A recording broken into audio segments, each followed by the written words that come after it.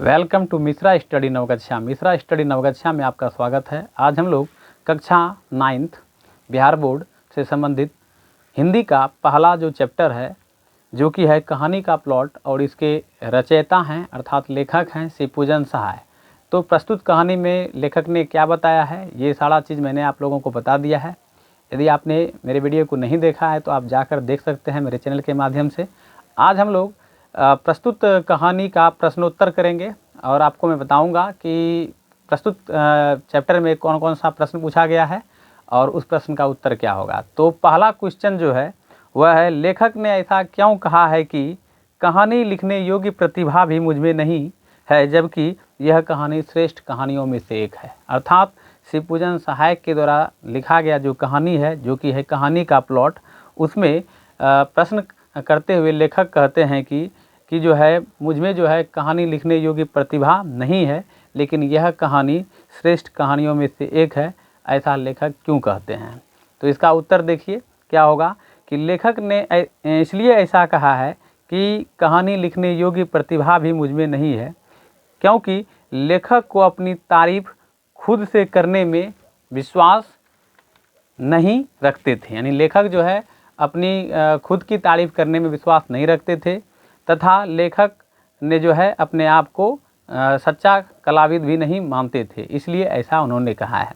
अगला प्रश्न है कि लेखक ने भगजोगनी नाम ही क्यों रखा? तो प्रस्तुत कहानी के माध्यम से मैंने बताया था कि एक लड़की थी जिसका नाम भगजोगनी था। तो लेखक ने भगजोगनी नाम ही क्यों रखा था?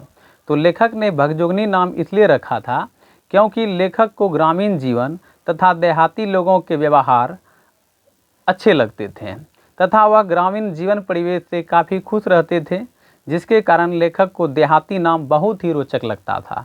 इसलिए लेखक ने भगजोगनी नाम रखा जो कि एक देहाती नाम है। ठीक है। अगला प्रश्न है, ये सब क्वेश्चन जो है आपके बुक में दिया गया है और आप बुक से मिला सकते हैं, और मैं आपको बता रहा हूँ तो आप लोग सुनते जाइए, आपको याद हो जाएगा।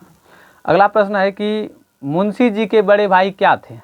तो मुंशी जी के बड़े भाई एक पुलिस दारोगा थे। मुंशी जी के बड़े भाई क्या थे?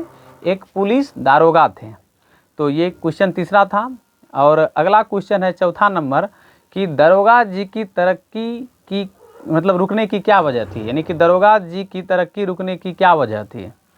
तो मुंशी जी के बड़े भाई एक पुलिस दारोगा थे जिनकी तरक्की जो है अंग्रेज़ों ने रोक दिया था, क्योंकि दरोगा जी के पास एक घोड़ी थी जो कि कम कीमत की थी फिर भी अच्छी थी, और उस घोड़ी को अंग्रेज़ के बड़े अधिकारी दरोगा जी से उनकी घोड़ी लेना चाहते थे, लेकिन दरोगा जी अपने घोड़ी को बड़े अधिकारियों को नहीं नहीं देना चाहते हैं, जिसके कारण जो है अधिकारी उनसे नाराज़ होकर उनसे बदला लेने के लिए दरोगा जी की तरक्की को रोक देते हैं। आप इस तरह से लिख सकते हैं प्रश्न को, यानी प्रश्न का जवाब। अगला प्रश्न है कि मुंशी जी अपने बड़े भाई से कैसे उर्रीन हुए? यानी कि मुंशी जी का बड़ा भाई जो कि पुलिस दारोगा थे, उनका देहांत हो जाता है, तो उससे वे कैसे उर्रीन हुए, ये क्वेश्चन है। तो मुंशी जी ने अपने जो है बड़े भाई का एक घोड़ी था, उसको एक अंग्रेजी अफसर के हाथों अच्छी खासी रकम में बेच दिया, तथा उससे जो रकम प्राप्त हुआ वह उस रकम को देकर मुंशी जी अपने बड़े भाई से उर्रीन हुए। अर्थात उस रकम के द्वारा जो है मुंशी जी ने अपने बड़े भाई अर्थात दरोगा जी का श्राद्ध किया, जिससे वे उर्रीन हुए। अगला प्रश्न है कि थानेदार की कमाई और फूस का तापना दोनों बराबर है, लेखक ने ऐसा क्यों कहा है?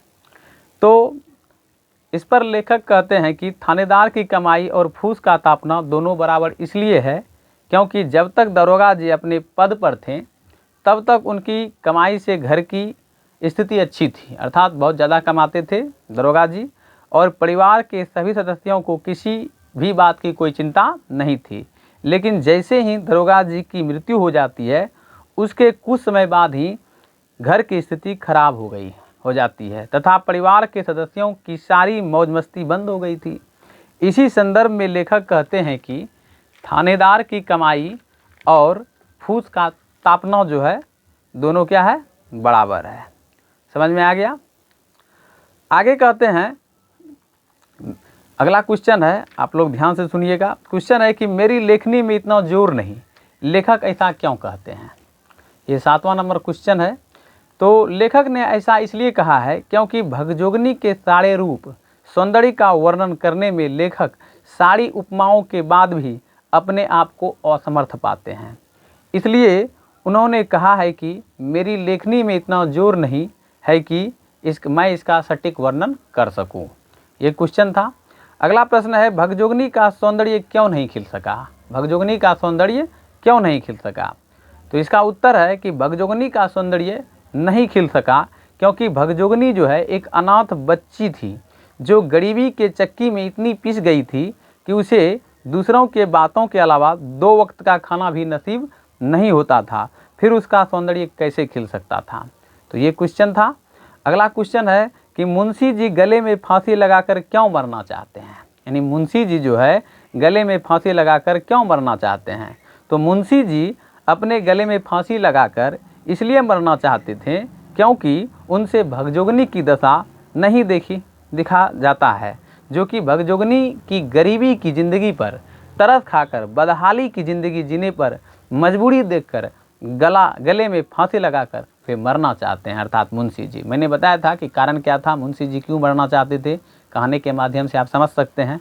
ये तो क्वेश्चन आंसर है, तो मैं सिर्फ आपको क्वेश्चन आंसर करवा रहा हूँ। और यदि आप इसका PDF नोट लेना चाहते हैं तो मेरे व्हाट्सअप नंबर पर जुड़िए और मैं आपको इसका PDF नोट भी प्रोवाइड कर दूंगा। और इससे रिलेटेड और भी बहुत सारे जो क्वेश्चन है उसको अभी मैं अपना PDF नोट के माध्यम से आपको प्रोवाइड कर दूंगा। अगला क्वेश्चन है कि भगजोगनी का दूसरा वर्तमान नवयुवक पति उसका सौतेला बेटा है। यह घटना समाज की किस बुराई की ओर संकेत करती है और क्यों? तो इसका आंसर है कि भगजोगनी की शादी वृद्ध से हुई थी, मैंने बताया था आपको। लेकिन शादी के कुछ समय बाद ही उसके पति की मृत्यु हो जाती है। पति के मरने के बाद पति की सारी संपत्ति भगजोगनी की हो गई। उसके बाद भगजोगनी की शादी उसी के सौतेले बेटे से हो जाती है, जो समाज की गलत नीति, खराब वातावरण और विसंगतियों को इंगित करता है। तो 10 नंबर तक मैंने जो है क्वेश्चन को बताने का प्रयास किया जो प्रस्तुत पाठ में वर्णित है। अगला क्वेश्चन है कि आशय स्पष्ट करें। यानी जो जीव एक दिन बटेरों का शोरबा सुरखती थी, अब वह सुरहा कर मटर का सत्तू सरपोटने लगी। चुपड़ी चपातियाँ चबाने वाले दांत अब चंद चने चबाकर दिन गुजारने लगे। इसका आशय स्पष्ट करने के लिए अक्सर एग्जाम में पूछ दिया जाता है। तो प्रस्तुत पंक्ति जो है हमारी पाठ्य पुस्तक कहानी का प्लॉट शीर्षक कहानी से लिया गया है, जिसके लेखक शिवपूजन सहाय जी हैं। लेखक इस पंक्ति के माध्यम से अमीरी से गरीबी में आने पर होने वाली बदलावों का व्याख्या किया है। लेखक ने बड़ा ही रोचक ढंग से इस चीज़ का व्याख्या किया है। मुंशी जी लेखक से कहते हैं कि क्या कहूँ, बीते दिनों की जब बात याद आती है तो गस आ जाता है। दरोगा जी के जीते जी मौज का बखान मुंशी जी करते हैं। अगला क्वेश्चन है कि सचमुच अमीरी की कब्र पर पनपी हुई गरीबी बड़ी ही जहरीली होती है। तो प्रस्तुत पंक्ति जो है हमारी हिंदी पाठ्य पुस्तक कहानी का प्लॉट, इस तरह से आप लिखिएगा, शीर्षक कहानी से लिया गया है, जिसके लेखक कौन है? शिवपूजन सहाय जी हैं। लेखक इस पंक्ति के माध्यम से समाज में होने वाले उतार चढ़ाव की व्याख्या करते हैं। मुंशी जी कहते हैं कि एक दिन वो था जब दरोगा जी का राज था, और एक यह भी है कि आज मेरी हड्डियाँ मुफसिसी की आँच से मोमबत्ती की तरह घुल घुल कर जल रही है। बड़ा अफसोस होता है, लेकिन सच ही कहा गया है कि अमीरी के कब्र पर पनपी हुई गरीबी बड़ी ही जहरीली होती है। तो प्रस्तुत पाठ में जो है लेखक ने क्या बताया था, मैंने इस चीज़ को बता दिया है पूर्व ही आपको।